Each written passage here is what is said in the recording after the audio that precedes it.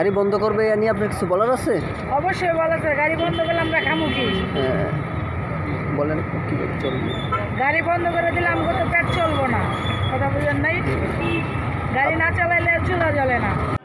তো আলহামদুলিল্লাহ নামাজ পড়ে বাইরে হইলাম।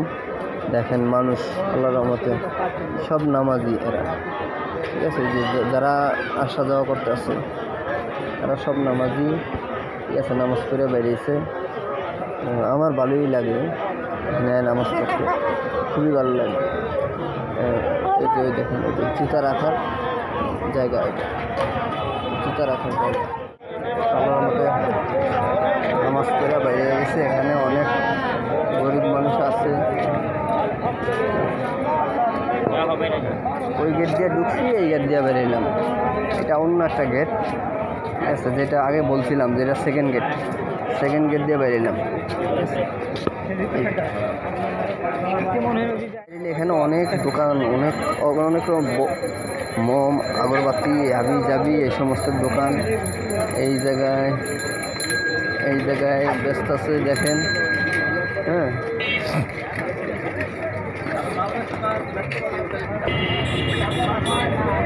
আঙ্কেল 14 নম্বর যাবেন? কত বল? হ্যাঁ, 14 নম্বর মোড়ে না, মিউনিসিপালের সামনে ডান পাশে যায়। কত? না, এটা সিটি কর্পোরেশন মার্কেট, এটা এই যে।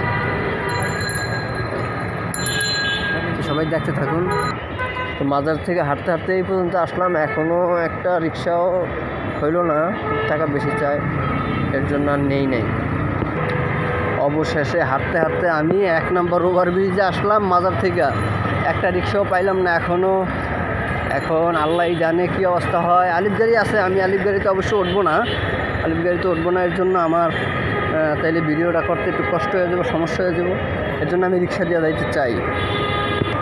তো আল্লাহর রহমতে অবশেষে একটি গাড়ি পাইছি, এটা দিয়ে এখন চলে যাব 14 নম্বর বোনের বাসায়। ওখানে আমার মেয়ে ছেলে এরা আছে, তবে গাড়ি ড্রাইভার এক আপা, এই আর কি। হল শনি আসলাম, হ্যাঁ দেখেন, মনে হয় 20 সেকেন্ডে আসতে পারলাম, অথচ 4 মিনিটে লাগছে আমার আসতে মাজারের সামনে থেকে ওভারব্রিজ পর্যন্ত। থেকে এখানে আসি, এক আপারে পাইছি, আপা পায়াই ওর জন্য নিয়ে নিলাম, ঠিক আছে। তো এর মধ্যে আবার আপা ভয় পাইতেছে যে আল্লাহ ট্রাফিকে ধরে কিনা, তাহলে তো যাইতে পারুম না। তো বলছি চলেন, আল্লাহ ভরসা, যে পর্যন্ত যাইতে পারি, না যেতে তো কিছু করার নাই। দেখি আস্তে আস্তে আলহামদুলিল্লাহ বললাম 2 নম্বর স্টেডিয়াম। এই যে 2 নম্বর স্টেডিয়ামের গেট, এটা এই অপর সাইডে এটা। তো এসে পড়লাম এই 10 নম্বরে আসলাম, গোল চক্কর। এই যে এটা আমার, এই যে পুলিশ ভাইরা আছে অনেক, ঠিক আছে। এই যে ভাইরা যাইতে আছে কোথায়, ওই যে ট্রাফিক আছে, সার্জেন আছে। তো আমার অনেক ভালো লাগে, আর আমার সবচেয়ে ভালো লাগে ঘুরতে।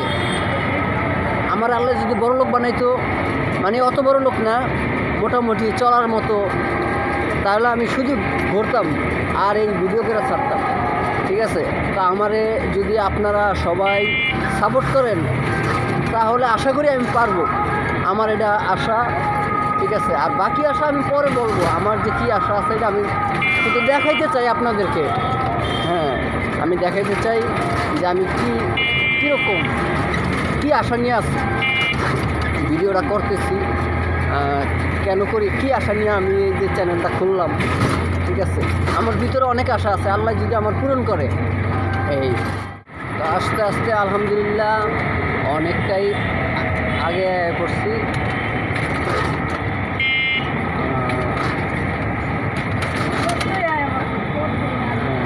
অনেকটাই আগে পড়ছি, আর মাত্র 2-4 মিনিট আমার জন্য। অবশ্য আমার বোন অপেক্ষা করতে আছে, আমার আব্বা আছে, মা আছে, ওই জায়গায় বেড়াতে আসছে। দেশের থেকে আসছে বেড়াতে, তারা আবার অপেক্ষা করতে আছে।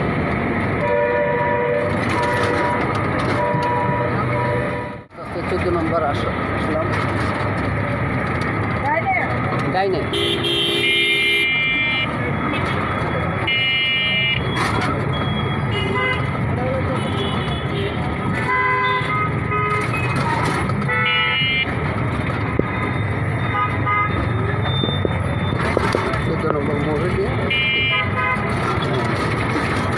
আসলাম, কষ্ট করে গাড়ি চালান, ঠিক আছে? এইটাই এই যে পায়ের ব্যথা নিয়ে চালাইতেছেন, ঠিক আছে? এই দেখেন দর্শক, এত কষ্ট করে যা বলার বাহিরে, কিন্তু তারপরও এই যে গাড়ি বন্ধ করে দিব, যে গাড়ি বন্ধ করবে এ নিয়ে আপনার কিছু বলার আছে? অবশ্যই বলা আছে, গাড়ি বন্ধ করলে আমরা খামু কি? হ্যাঁ বলেন, কি চলবে? গাড়ি বন্ধ করে দিলে আমাকে তো পেট চলবো না, কথা বুঝেন নাই? গাড়ি না চালাইলে চুলা জ্বলে না। আপনার কে কে আছে বাসায়? আমার 2টা মেয়ে আছে, বাবা মা আছে, স্বামী নাই, মারা গেছে। এর জন্য আপনি কষ্ট এই জন্য করতেছেন? আমি এখন বর্তমানে রিক্সা চালাইতেছি। এ দিয়ে চলে আপনার?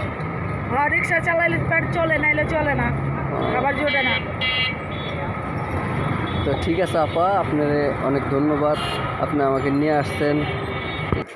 আলহামদুলিল্লাহ আস্তে আস্তে আসে পড়লাম। এই যে আমার বড় বোনের বাসায় আসলেই এই যে ইয়ারা পরে কবরস্থানটা, ঠিক আছে, এদিক দিয়ে গলি আশা করছি। তো দর্শক সবাইকে আসসালামু আলাইকুম। আপনারা ভিডিওটা দেখবেন, একটু সাবস্ক্রাইব করবেন, এটা আপনাদের কাছে আমার অনুরোধ। আপনারা ভিডিওটা ছড়াই দিবেন।